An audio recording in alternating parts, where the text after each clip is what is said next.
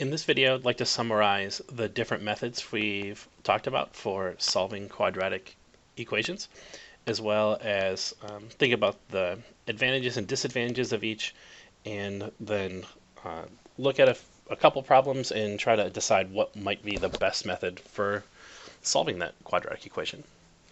This table is a list of all the methods we've used to solve quadratics, including one that we didn't, called completing the square, which you'll learn more about in Algebra 2, so we'll kind of skip that one at this time. The first was factoring. Factoring was when we took a quadratic and broke it into the parts that multiply together to make it. We use boxes and shortcuts and various patterns and things. You can go back and look at videos for those. I think the major advantage for factoring is that if you've with some practice, and as long as the numbers are relatively small, factoring is very easy to do.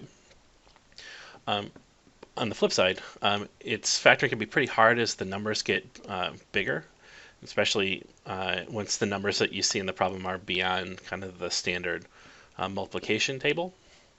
And also, it's not always possible to use factoring. Some quadratics are simple, can't break down, at least using real numbers. So when it's possible, I highly recommend using factoring. I think it's great, but there are plenty of situations where it's just not possible to do.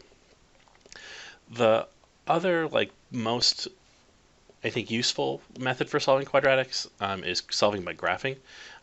As long as you have a computer or graphing calculator, some form of technology, that graphing is really easy. Is a great way to solve quadratics because we just need to graph them and find where they intercept the x-axis, where y is equal to 0. If you don't have access to that, graphing is pretty hard. It's hard to at least be accurate with your answer. In addition to that, it can be difficult to get exact answers. So if you want to, if your answer happens to be the square root of 3, it's really hard to tell by looking at a decimal expansion what is, if then I'm looking at exactly the square root of 3 and not some decimals. So if you need to get an exact answer for one reason or another, then graphing can be really hard to do. Using square roots are really nice when you have the right setup and when they're possible. They're really quickly way to solve. You don't have to memorize, you don't have to have the method for factoring memorized. I mean, you don't always need a calculator to solve by using a square root either. Unfortunately, you can only really use just straight square roots if there's only x squared terms. If there's an x squared and an x, square roots really won't be possible to solve unless you're using this more advanced method called completing the square. The final method we talked about is the quadratic formula. The most important advantage for the quadratic formula is that it always works. No matter what sort of quadratic you're looking at, you can always use the quadratic formula. There's never situations like in factoring or square roots where it won't work. It's foolproof, always does work.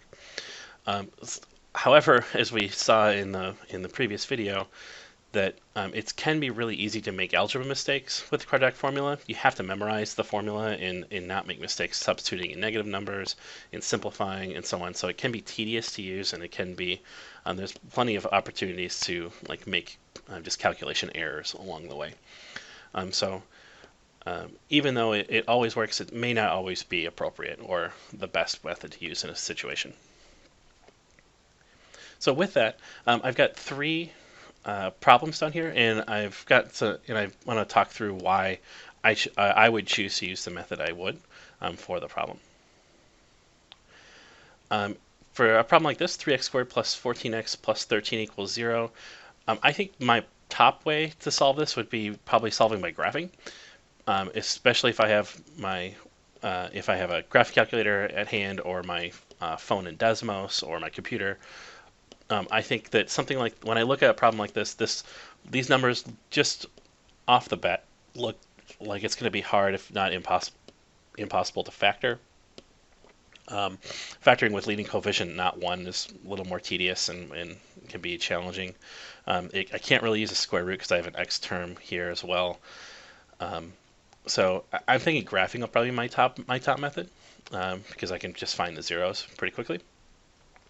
I could use the quadratic formula too if I needed to. That would probably be my second method for this problem. But again, if I have a calculator, I'm going to use it rather than worry about the formula and typing in stuff. I think 9x squared equals 3. This only has an x coordinate, so this jumps out to me right away as using just a square root to solve. I can get x squared by itself pretty easily by dividing by 9.